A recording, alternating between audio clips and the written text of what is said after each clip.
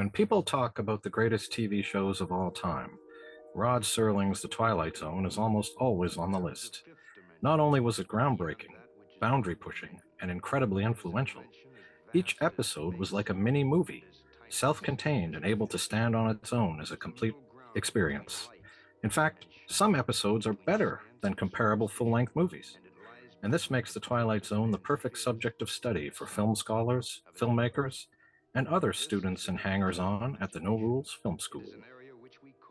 I am zero budget New York City guerrilla filmmaker Sean Weathers. And I'm Canadian screenwriter and playwright Angus Combe. Watch along with us as we comment on, react to, and review the pilot episode of Rod Serling's often copied but never equaled The Twilight Zone. Tonight's episode is titled Where Is Everybody? And you are watching Screened. What's interesting about this is how influential this series was for me as a filmmaker and just as a fan of TV and movies.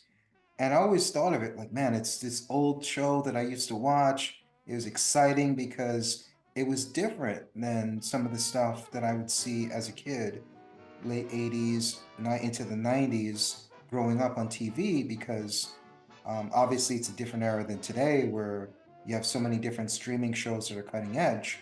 But TV was very cooker cutty. Cooker cutty. Cooker cutty. It was cooker cutty TV. It was. It was. It's very cooker cutty. Cooker cutty. I hear yeah, you. It was cooker cutty TV where it was very predictable. It had every show had the same beats, and it was you kind of knew what you were expecting even before you got there. It was very like processed, homogenized, whatever cooker cutty, whatever way you want to put it. And this was something that was different. It was a little bit darker, where you wouldn't always get this is where they learn a lesson, this is where they have the happy ending. It could get a little darker than what you're normally used to as a kid watching TV. So it was interesting to me. But then I thought about it. This was made, guessing your age, around 20 years or so before we were born, maybe a little bit more, maybe a little bit less.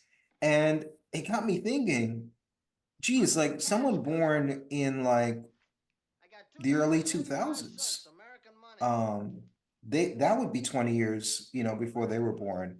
And I think about like what are the shows that came out in the 2000s, It kind of gives you perspective. Like you really think of it as like such an old show, but relatively, 20 years before you were born isn't that far away the older you get, Because I'm like, Jesus, shows that came out in the 2000s to young people, that's like way back when. To me, it's not that far long ago, Yeah, So, totally.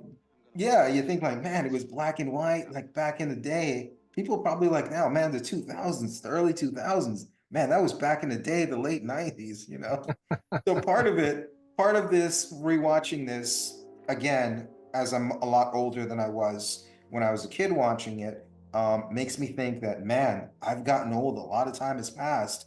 But as a young person, time really moves a lot slower. And, for me, watching something black and white and something like this as a kid was like so ancient. I can just imagine like what's older to kids nowadays, and how influential this was to me. And probably things in the early 2000s is influential to a lot of young people growing up now. But this was a huge influence for me. And one of my favorite TV shows, you mentioned one of the greatest of all time. People put like The Simpsons and I Love Lucy, Seinfeld, Honeymooners, Sopranos, The Wire, different things like that. This is definitely a top five for me. For my personal top five, I'd have this, The Sopranos, The Wire, Breaking Bad, and maybe something like The Simpsons or, South Park or, something else like that I would throw in there. But a lot of great shows. But as many great shows that have come out since then, this is still top five for me. Yeah, it's a great show. And, it's interesting. Just like a week ago, I watched a movie from the 50s, and I think it was called Target Earth. And it's about giant robots invading Chicago.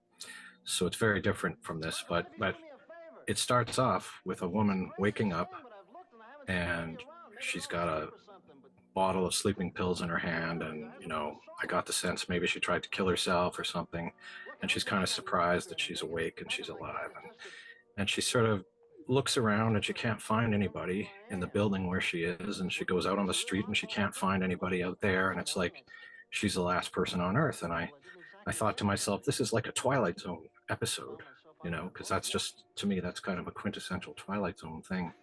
And much to my surprise, here we are in a pilot episode, and that's exactly what this is. A guy who finds that he may be the last person on Earth. He's wandering around and he can't find anyone. But I think, yeah, it's a kind of story that you see in feature films, but it's done just as well or even better than some of them. So, yeah, I think it stands up, and it's very influential, clearly. Yeah.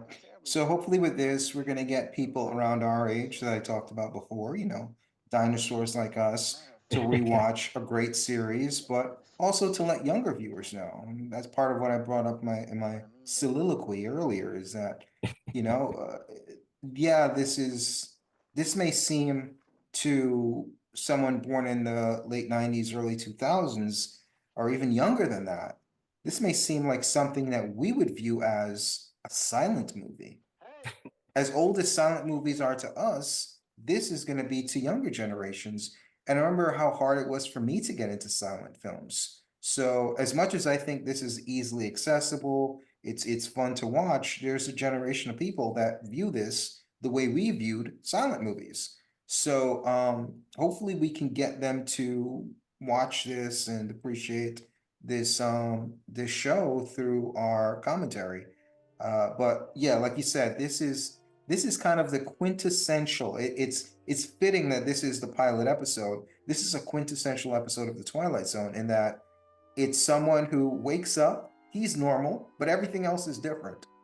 How many Twilight Zone episodes have started off where like, you're normal, same guy, and everything else around you is odd and different.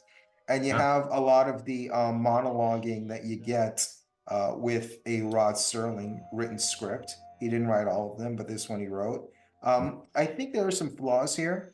I think it's a good enough episode that got the ball rolling on this series. And from there, it just went up. Maybe it took a dip when it went to an hour-long episodes, but for a few seasons, it just went on an upward trajectory, starting with this episode. Um, there are some great things in here. Like I said, it's setting up that initial premise of like, you know, you're the only sane one, and everyone feels that way to a certain extent. It's like, hey, I'm the only normal one here. You could be the oddest oddball in the world, but in your mind, you're the lead character in your own story. And we have this guy here again.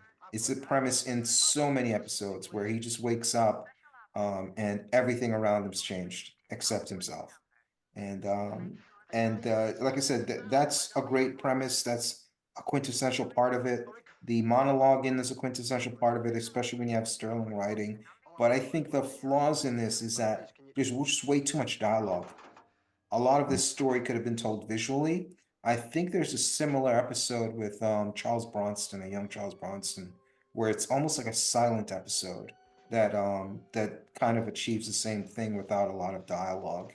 The acting is a little clunky, and it's almost like a modern sci-fi movie. This is sci-fi as well, where you have actors acting against like tennis balls in a green screen, and the acting is kind of difficult for them. This sci-fi is kind of similar in that he's acting against himself. There's nothing else there, and the only other thing we saw was like a mannequin at this point. So it might as well just be like a tennis ball on a green screen. So Yeah. yeah, some ups and downs in this episode, but overall very good. Yeah, I would agree. I mean, I think, it just seems so perfect and so right that it's about this. This is the subject. It's just so classic Twilight Zone. But I agree, it's not like the best episode ever, and I guess it shouldn't be because it's the first one. They hadn't quite figured it out. They hadn't ironed out all the details, so it makes sense to me that it would just get better from here. And apparently, both Rod Serling and Earl Holliman, who plays this character, when they both look back on it, they kind of say, "Yeah, I wish I'd done this differently. I should have done that." They all see the flaws, I just enjoyed it. I didn't really see a lot wrong with it. I didn't think it was like the most awesome episode ever, but I just enjoyed it. But it's interesting that they do feel like exactly what you're saying, that there maybe should have been a little less monologuing and a little more visual stuff like that. But this wasn't actually supposed to be the pilot originally. Um, Rod Serling, he had been pitching the idea of this series, and nobody got it. And he wrote an episode called "The Time Element," which was a time travel kind of a thing.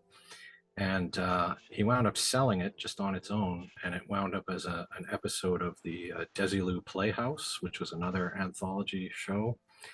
And it was so popular, people loved it, critics loved it, and they got like 6,000 letters of people writing in and saying this is a great episode. And so the executives at CBS said, well, wait a minute, maybe there is something to this Twilight Zone idea. And so they kind of went back to Rod Serling, and then he actually wrote a different script which was supposed to be the pilot.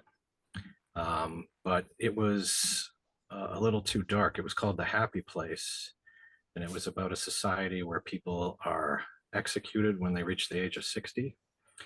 So, sort of an idea that would go on to be in another famous science fiction movie, although it was when you get to be 30 that you get executed. But anyway, the executives said, Logan's "No, Run. this Logan's Run." Yeah, exactly. So they said, no, it's too dark. And Rod Serling was kind of pissed off about that. But he eventually realized, yeah, maybe you're right. And that's when he wrote this episode. So this was kind of like the third idea for the pilot. And I guess it was exactly what they needed because it worked. It sold the show, and the rest is history. Yeah, it's funny how influential this is to uncompromising either filmmakers or showrunners for TVs. The guy who, Terry Gilliam, the guy who did Breaking Bad, huge Oh, fan of yes. this. And Yeah. it's funny, like, how much that Sterling had to go through in terms of censorship, dealing with sponsors, and how many of his great ideas were even greater, but they were neutered based on the Yeah. limitations at the time. And people without limitations cite how influential this is. So imagine if he didn't have those restraints on him, if he didn't Yeah. have to go to an hour-long episode, if he didn't have to do what, like 20 something episodes a year, and the stress of writing it didn't get to him. If he Yeah. just had like a little bit more freedom, which you would think he would have had with such an amazing show, where he could Yeah. have had maybe less episodes he had to do every season and didn't have to go to an hour, and the sponsors weren't so rigid with what they were expecting, that this great series could have been even better. But you know what, sometimes creativity comes with more restraint. Sometimes when you can do Yeah. anything you want, it can hamper your creativity at times, ironically. So, Oh, yeah. but ultimately, we're the better for it because this is an amazing series, and like I said, it just influenced me so much for my first movie being black and white with inspired by, I forgot the name of the episode it was inspired by, but it was inspired by the episode where uh, that was the episode that inspired my movie was actually, I think, partially inspired by Sunset Boulevard, another film we Mm. covered, where it was this actress who lived in the past and didn't want to age. And yeah, I kind of used that premise for a haunted house movie, and I shot it in black and white as a tribute to the Twilight Zone. So yeah, right up there with Terry Gilliam and Breaking Bad is House of the Damned, you know, a classic TV show and a classic movie. You could say they're both equally as groundbreaking to society, my independent film and the TV show Breaking Bad. But Yes. Oh, that's what people will say. I mean, I don't yeah. know. It's up to the Yeah. viewers to watch my movie and watch Breaking Bad and see which one was more Yeah. inspirational and the greater product inspired by the Yes. Twilight Zone. But, you know, tomatoes, Yes. tomatoes. A challenge everyone should take up, I think, for sure. Absolutely. Um, yeah, the other interesting thing about Earl Holliman, I mean, he was an actor who, he did a lot of stuff, and he actually won a Golden Globe for a supporting role in The Rainmaker in 1956. But he really never went up to starring roles. Like he was in a lot of great movies, Gunfight at the OK Corral, uh, you know, uh, uh, what is that one? Sci-fi movie, Forbidden Planet. He's in a lot of great movies, but he's always in a supporting role.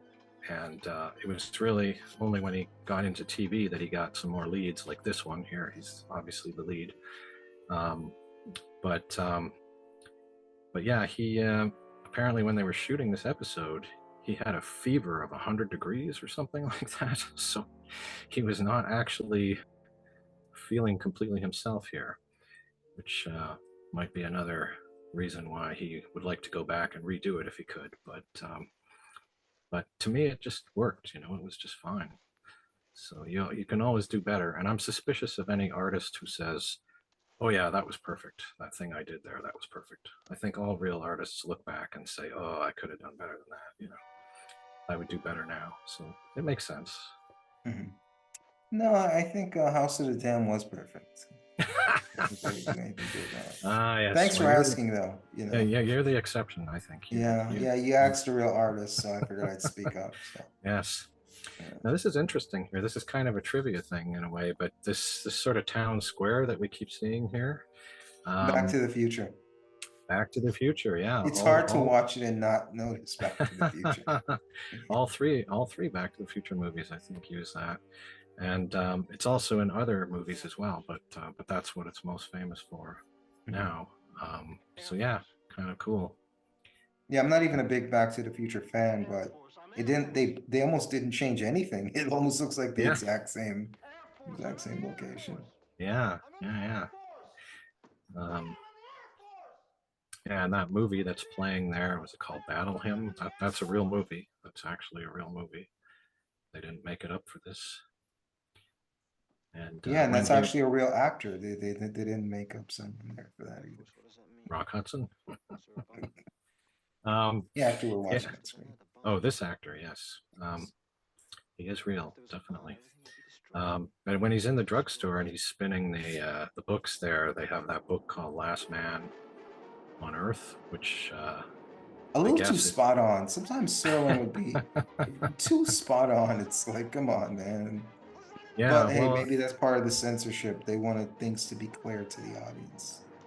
yeah, well, I guess that's a reference to Richard Matheson's novel, uh, I Am Legend, which I don't know if it was ever released under that name or not, but they made a movie of it with Vincent Price under that name. So I think that's kind of a Yeah, reference to didn't the that. Vincent Price movie come out before this though? It may have. I think it may have come out a couple years Yeah, before this. Don't yeah, quote me on that though. yeah. It was around that time. So But Matheson, he did a lot of writing for the Twilight Zone as well, I believe. he did. Yes, he did. Yeah. And most of Pretty the good sci-fi episodes, writer. yeah, very good. Most of the episodes were written by Rod Serling, of course, but there were a few other writers that participated. Here we have some Dutch angles Yes. trying to emphasize the chaos in his mind and what's going on screen. Yes. I actually wanted to mention too that the phone booth scene that we saw earlier, that kind of struck me as a little bit forced or something, because it didn't quite look believable that he was actually trapped in there. But apparently that exact thing happened to Rod Serling. That was a true story. He was in an You know, it would have been a airport. great time to tell that story when I he was know, in the I phone know, booth. This is I literally know, a commentary track, and I you're going to know, talk I about a know. scene that happened like 10 minutes ago. Yes. Well, it's such an interesting thing that it was a true story. So that kind of excuses it. But now here we are. We're finding this is the reveal, I guess, the great reveal at the end here.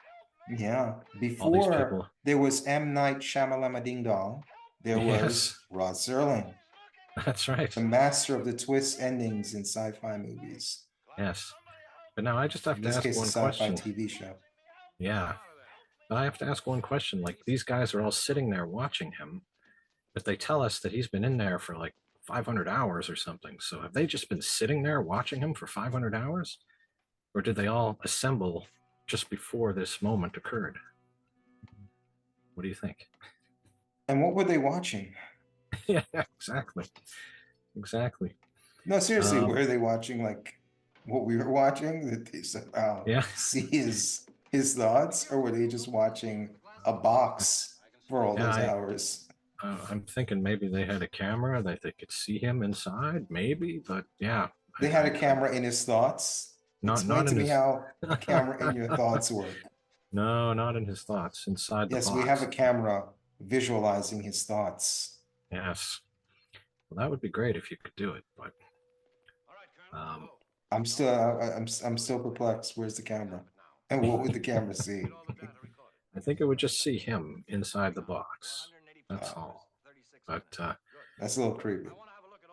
yeah, but this actor here, I recognized immediately. This is James Gregory. I didn't know his name actually, but You to guys went to high me, school together? no, no. I know him as Inspector Luger from the Barney Miller TV series. Did you ever watch Barney Miller? Old, but I'm not Old. that old. No. Well, it was on the air until 1982. So, Again, I'm not um, that old. and then it was in reruns for God knows how long. But yeah, he's like totally recognizable from that. And also, he was in the Matt Helm movies, uh, Dean Martin's boss in those movies. But he's like the closest thing we have here to a co-star, but it's really a small part compared to Earl Holliman's. Mhm. Here we have some more over explanation with what's going on. Again, again, the major flaw in this episode is just way too talky. Yeah, They're not trusting the visuals, trusting the story. And again, that could be Serling.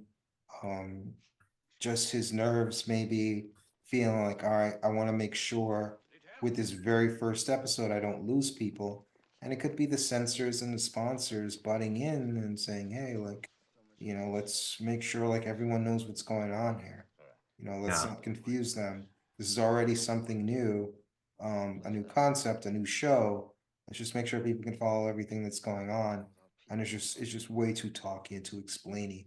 But again, yeah, those are traits they're gonna pull back on in most yeah, episodes. Sometimes he does lean back on those bad habits, but for the most part, there's more restraint with this stuff moving forward, and they kind of let you figure out a lot of what's going on your own.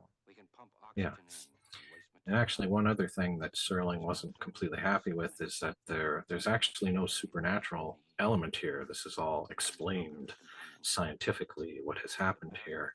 And apparently, that is something that the network was insisting on, that they did not want anything supernatural. They were not into that at all. So he kind of had to pull back a bit on that. But he apparently wrote a short story version of this where at the end, he reaches into his pocket and he pulls out a ticket stub from that movie theater in the town. So Oh, suggesting that, ooh, maybe he was actually there, you know, but he wasn't allowed to do that for well, this that's a trick pilot. he'd pull in future episodes too, though. Yes, well, he definitely went more into the supernatural after this, but He for had some he had a reason, well he would dig into. yes, they were reluctant. And of course, he winds up narrating as well. But when this was originally done, they had a different narrator, and they later replaced it with Rod Serling. Someone I heard that they wanted to narrate this, which would have been awesome for me, because I'm a huge fan, is Orson Welles. Yes, that's true. They say that he maybe wanted too much money. This is why that didn't happen. But who knows? But I think Rod Serling kind of does it perfectly. Kind of Yeah, I mean, was. Rod Serling was perfect, but Orson Welles, it would have been just great to see him just being a fan of Oh his. yeah. But Oh yeah. part of what makes this special is seeing Serling out there bookending most episodes.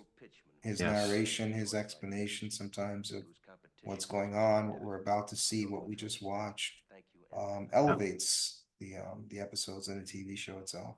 The pilot episode and our first episode of commenting and reacting to the Twilight Zone Yeah. original series from the late 1950s, or like you Yes. would say back in the day when you were just what, 29, going I to was I was 30s. I was a young man at that time, and Relatively young.